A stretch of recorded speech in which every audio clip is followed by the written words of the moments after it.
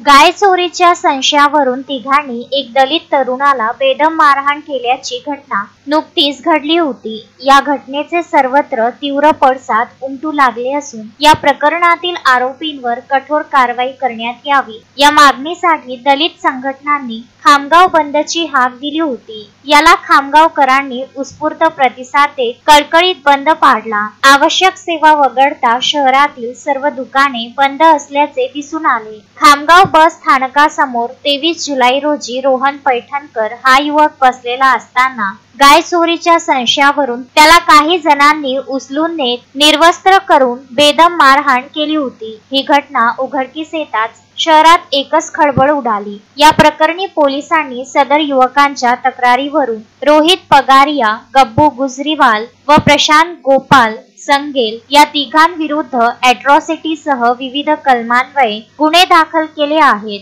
दरम्यान या प्रकरणाचे तीव्र पडसाद उमटू लागले असून 2 दिवसापूर्वी शहरात दलित संघटनांनी मोर्चा काढला होता। या प्रकरणातील आरोपींना त्वरित अटक करून त्यांच्यावर कारवाई करण्यात यावी यासाठी खामगाव बंदची हाक देण्यात आली होती। याला खामगावकरांनी उत्स्फूर्त प्रतिसाद दिला असून सोमवारी संपूर्ण शहर कडकडीत बंद असल्याचे दिसून आले। यात आंबेडकरी अनुयायींनी येथील रेल्वे स्टेशन समोरील डॉक्टर बाबासाहेब आंबेडकर यांच्या पुतळ्यासमोर मोठ्या संख्येने जमून दुपारपर्यंत ठिय्या आंदोलन केले। अतिशय निंदनीय घटना 3 दिवसाआधी खामगाव तालुक्यामध्ये घडली, खामगाव शहरात घडली। ज्या पैठणकरला त्याचा धर्म, त्याची जात विचारून त्याला नग्न करून त्याला मारण्यात आलं, जे की अत्यंत निंदनीय आहे। या घटनेमधील जेही आरोपी होते ते कोर्टासमोर प्रोड्यूस झाले होते। टेक्निकल मुद्द्यावरती त्या आरोपीला सोडण्यात आलं। आज रोजी अशी माहिती आहे की एक आरोपी अरेस्ट आहे।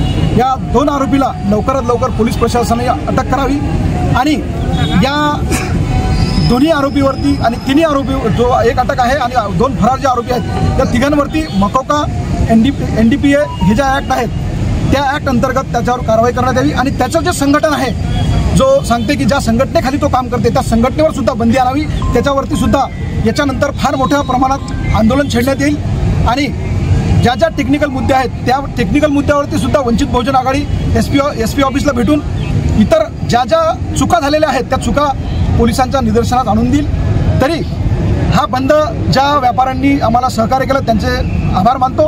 हा यशस्वी झालेला आहे आणि लवकरात लवकर पोलीस प्रशासनाला विनंती करतो की त्यांनी आरोपीला अटक करून कठोर कारवाई करण्यात यावी। धन्यवाद।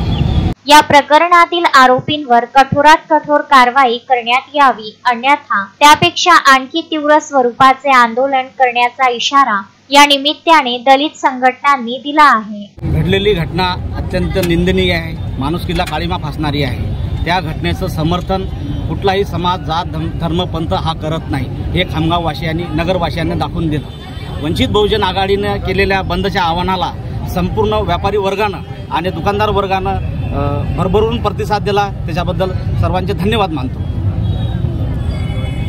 नेमकी आता पुढची भूमिका काय असणार आहे? आरोपी अटक, आम्ही हा बंद आरोपीला अटक नाही केला त्याच्यामुळे हा बंद पुकारला होता। अजूनही जर आम्ही पोलीस प्रशासनाला 8 दिवसाचा अल्टिमेटम देत आहे।